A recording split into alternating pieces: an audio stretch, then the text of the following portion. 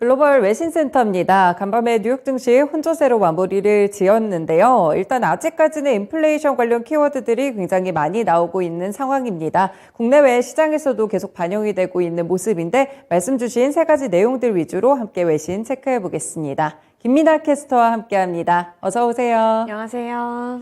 네, 오늘 첫 번째 소식은 아무래도 이 러시아와 이 천연가스 두 가지 키워드 아직까지 놓지 않을 수 없을 것 같은데 어떤 내용이죠? 네, 마켓 인사이더 보도 내용 가져왔고요. The U.S. says the bloc will likely enter a recession if Russian gas is cut off or even if supplies keep flowing and prices spike. 이번에 EU 쪽에서 천연가스 관련한 소식을 전해왔는데요. 바로 기사 통해서 살펴보겠습니다. 네, 유럽연합은 러시아의 천연가스 공급이 중단되면 올해 남은 기간 경제 침체에 빠질 수 있다고 진단했습니다. EU 집행위원회는 이날 발간한 2022 춘계 경제 전망에서 러시아의 우크라이나 침공이 올해 경제 성장을 둔화시킬 것으로 예상했는데요.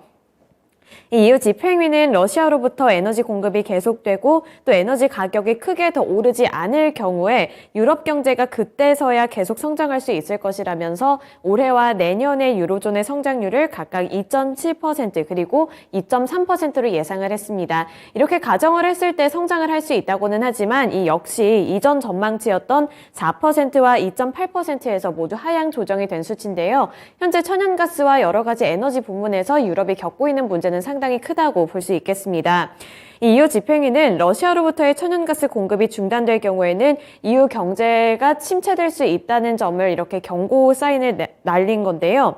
또 가스 공급이 중단되지 않더라도 에너지 가격이 급등하는 부정적인 시나리오에서는 경제가 침체에 빠질 수 있다고 판단한다며 이렇게 주장을 했습니다. EU 집행위는 이러한 부정적인 시나리오에서 앞으로 남은 3개 분기 동안은 이 평균 GDP 성장률이 전분기 대비 마이너스를 기록할 수 있다고 말을 했고요. 또 독일의 경우에는 러시아의 천연가스 의존도가 상당히 더 크기 때문에 이 공급이 중단될 경우에는 마이너스 성장을 겪을 수 있다고 예상했습니다.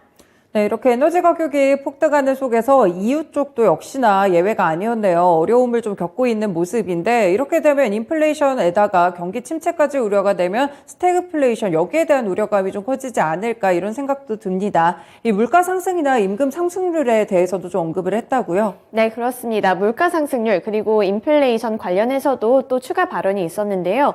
우선 집행위는 침체로 빠지지 않더라도 유럽 가계에 힘든 한 해가 될 것이라면서 임금 상승률이 수십 년 내 가장 높을 것으로 예상하지만 물가 상승의 필적한 수준은 아니라는 점에서 올해 가계의 실질 가처분 소득이 2.8% 감소할 것으로 예상을 했습니다. 이렇게 침체로 빠질 경우를 앞서서 강조를 했는데 그렇게 되지 않을 경우에도 유럽이 좀 힘든 상황을 겪게 될 것이라고 예상을 한 건데요.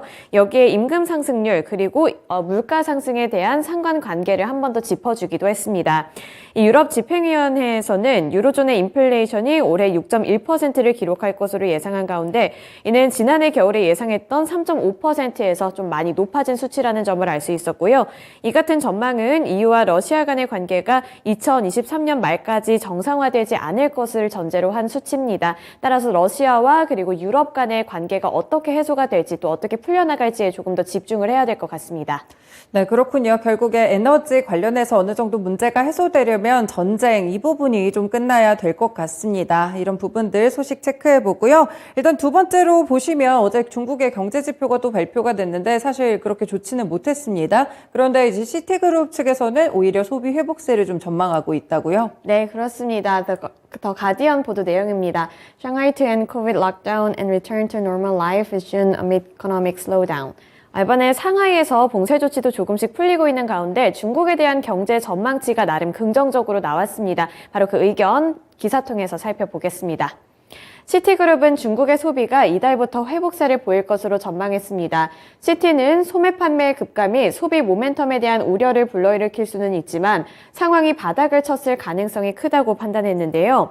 아직까지는 이렇게 우려감이 남아있을 수는 있겠지만 이제는 바닥을 잡았다 이런 평가를 시티그룹 쪽에서 내놨습니다. 이 시티그룹은 베이징을 포함한 일부 도시가 최근 몇 주 동안 코로나19 제한 조치를 강화하기는 했지만 이번에 상하이에서 완화 조치를 내리기 시작했다면서 5월의 전체 소매 판매는 4월보다 개선될 것으로 봤고요.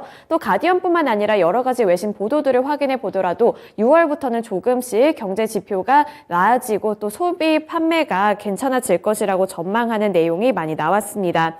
이날 중국 국가통계국에서는 4월의 소매 판매가 전년 동기 대비 11.1% 감소했다고 하는데요.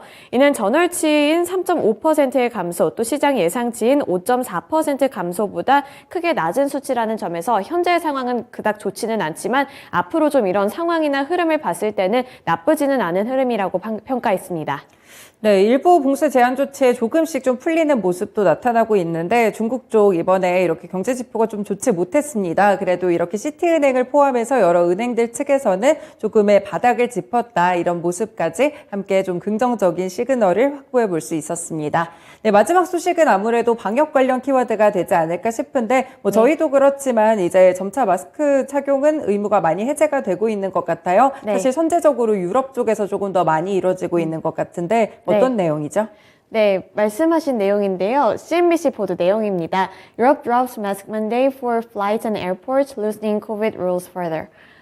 이번에 유럽 쪽에서 다시 한번 완화하는 조짐을 보였습니다. 바로 기사 통해서 살펴보시죠. 유럽연합이 공항과 기내에서 마스크 착용 의무화 조치를 폐지합니다. 유럽항공안전청은 코로나19 백신 접종률과 자연 면역 수준 그리고 팬데믹 상황을 고려한 조치라고 밝혔는데요. 계속해서 세계가 이제는 리오프닝을 향해서 가시적인 움직임을 보이고 있는데 이 유럽 쪽에서는 마스크와 관련한 소식을 전해왔습니다. 우선 이 상황이 가장 심각했던 프랑스 쪽에서도 리오프닝을 향한 발걸음을 내딛는 모습을 보여줬는데요. 이 프랑스의 보건부 장관인 올리비에 베랑은 현지 시간 기준으로 11일 최근 한 달 넘게 신규 확진자 수가 급격히 감소했다면서 일반 및 중환자실 입원 환자 수도 줄었다며 마스크 착용 의무 해제의 배경을 밝혔습니다. 이 베랑 장관에 따르면 감염 재생산 지수와 사망자 수 등 현재 코로나19 관련 모든 지표들이 개선된 것으로 말을 했는데요. 이렇게 가장 상황이 심각했던 프랑스 쪽에서도 개선세가 보이자 프랑스뿐만 아니라 유럽 쪽에서도 이제는 조금씩 넘어가려는 모습을 나타내고 있습니다. 네, 그런데 공항이라고 하고 또 기내라고 하니까 실내이기도 하고 또 밀폐된 공간이잖아요. 약간은 위험하지 않을까 이런 우려감도 조금 드는데 이런 거를 좀 고려한 멘트들은 없었나요? 네, 그런 부분도 바로 살펴보겠습니다. 우선 이 새 권고사항은 현지 시간 16일을 기준으로 시행이 되는데요. 그러니까 오늘부터 시행이 되는 겁니다. 다만 규정이 다른 목적지를 오가는 경우에는 아직까지는 이 항공사의 규정을 따라야 하고요. 또 유럽 항공안전청은 이번 조치가 항공여행 정상화의 큰 진전이라면서도 여전히 마스크는 코로나19를 막는 최선의 예방책이라고 강조를 했습니다. 이러한 부분에서 리오프닝을 향한 발걸음을 나타내고 있고 또 완화하는 분위기이기는 하지만 아직까지는 좀 긴장의 끈을 놓을 수 없다는 분위기도 함께 나타나고 있는데요.